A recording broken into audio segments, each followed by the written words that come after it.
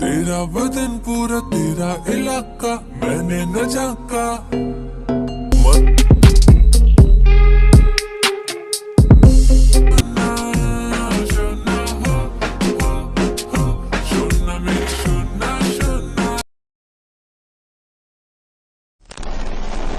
Welcome back. আশা করছি আপনারা সকলেই ভালো আছেন। তো এই ধরনের স্ট্যাটাস ভিডিও এডিটিং করার জন্য আমাদের কিছু ম্যাট্রিক্স প্রয়োজন হবে, যেগুলোর লিঙ্ক ভিডিও ডিসক্রিপশনে প্রোভাইড করা থাকবে।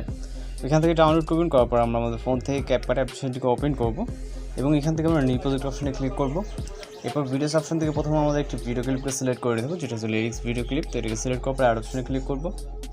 এরপর হচ্ছে এখান থেকে আমরা যে ক্যাপকাটের ইন্ডিকে ওয়াটারমার্ক থেকে অবশ্যই রিমুভ করবেন। এরপর হচ্ছে প্লাস আইকন চাপ দিয়ে দেবো ফটোস অপশনে। আপনার যেখানে ফটোস আছে অথবা আপনার যদি কোনো ফোল্ডার এক্সট্রা সিলেক্ট করা থাকে, যেমন ফোল্ডারে হচ্ছে ফটোস আছে, সেক্ষেত্রে ফোল্ডারে গিয়ে আপনি এখান থেকে পিকচারগুলোকে সিলেক্ট করে নিতে পারেন। ওকে, এখান থেকে মোট 13টির মতো পিকচার প্রয়োজন হবে। আমরা এখান থেকে পিকচার 13টি সিলেক্ট করে নেবেন, তারপরে অ্যাড অপশনে ক্লিক করব। এরপর এখান থেকে হচ্ছে আমরা পিকচারগুলোকে অবশ্যই ফুল ফ্রেম করবো, যেটা ফুল ফ্রেম না থাকবে। ওকে, এখান থেকে যেটা ফুল ফ্রেম না থাকবে সেটাকে অবশ্যই ফুল ফ্রেম করে নিতে হবে। জাস্ট পিকচার লেয়ারে ক্লিক করবেন এবং ডিসপ্লে স্ক্রিন থেকে যতটুকু প্রয়োজন ততটুকু জুম করবেন। চাইলে আপনি লেফট বা রাইট সাইডে কিন্তু পিকচারটাকে মুভ করে নিতে পারবেন। ওকে, এক কথায় আপনি আপনার যতটুকু প্রয়োজন ততটুকু অ্যাডজাস্টমেন্ট করে নেবেন। তো আশা করি খুব সহজেই পিকচারগুলো ফুল স্ক্রিন করতে পারবেন। ওকে, দেন আমরা চলে যাবো ভিডিওসে স্টার্ট পজিশনে, যাওয়ার পর অডিও অ্যাড করবো, যেন অ্যাড অডিও। তারপর এখান থেকে সাউন্ডসে ক্লিক করবো। এরপর হচ্ছে এখান থেকে হচ্ছে আমরা ফাইল আইকনে ক্লিক করবো। এখানে যে ফাইল আইকনটা দেখতে পাচ্ছেন, ফাইল আইকন। এরপর হচ্ছে এখান থেকে ফ্রম ডিভাইস, দেন এখান থেকে সকল মিউজিকগুলো শো করবে। এরপর হচ্ছে আমরা আমাদের যে কাঙ্ক্ষিত মিউজিকটা এটাকে সিলেক্ট করবো। ওকে, এটাকে সিলেক্ট করবো। সিলেক্ট করার পর আমরা ফটোসের ডিউরেশন অ্যাড করবো। এই জন্য প্রথম পিকচারে ক্লিক করবো, এটার ডিউরেশন রাখবো হচ্ছে 0.8।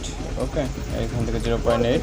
দ্বিতীয় পিকচারটাকে আমরা সেমভাবে 0.8 করে দিব। দেন 3 নম্বর পিকচারটাকে 0.8 করে দিব। এখান থেকে ডিউরেশন অ্যাড করার পর আমরা এখান থেকে অ্যানিমেশন অ্যাড করবো। এই জন্য পিকচার স্টেপ পজিশন, দেন ফটোস অপশন, এরপর হচ্ছে এখান থেকে অ্যানিমেশন। এরপর এখান থেকে হচ্ছে আমরা ইন আউট কম্বো দেখতে পারবো। তিনটা ক্যাটাগরি, যে ভিতরে কম্বোতে চলে যাবো। যারপর এখান থেকে রাইট সাইডে গেলে পেন্ডুলাম 1 এবং পেন্ডুলাম 2 নামে দুইটা অ্যানিমেশন দেখতে পারবো। প্রথম পিকচারের জন্য পেন্ডুলাম 1 এবং দ্বিতীয় পিকচারের জন্য পেন্ডুলাম 2। ওকে, 3 নম্বরের জন্য পেন্ডুলাম 1, 4 নম্বরের জন্য পেন্ডুলাম 2।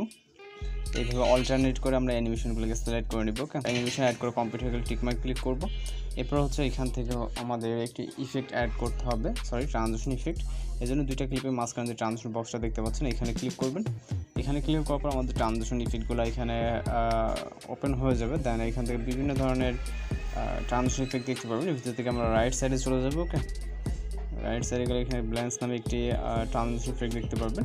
এখানে তো এখান থেকে হচ্ছে লাইট ইফেক্ট যে ক্যাটাগরিজটা আছে, এখানে আসলে দেখবেন যে ব্যালেন্স নামে একটি ট্রানজিশন ইফেক্ট, এটাকে সিলেক্ট করবেন। সিলেক্ট করার পর অ্যাপ্লাই টু অলে ক্লিক করে টিক অপশনে ক্লিক করবেন। ওকে, অ্যাপ্লাই টু অলে ক্লিক করবেন এবং এখান থেকে আমরা টিক অপশনে ক্লিক করবো। তাই এটা প্রতিটা ক্লিপ আমাদের অ্যাড হয়ে যাবে। চাইলে ভিডিওটাকে প্লে করে দেখতে পারেন। সব কিছু যদি আপনার কাছে পারফেক্টলি এবং ঠিকঠাক মনে হয়, তাহলে ভিডিও রেজলিউশনটা 1000 আসতে রাখবেন। রাখার পর এখানে এক্সপোর্ট অপশনে ক্লিক করে কিন্তু আমাদের ভিডিওটি লোডিংয়ে সেভ হয়ে যাবে। তাছাড়া এডিটিং টিউটোরিয়াল মূলত এই পর্যন্ত। দেখা হচ্ছে নতুন কোনো ভিডিওর সাথে। ভালো থাকবেন, সুস্থ থাকবেন।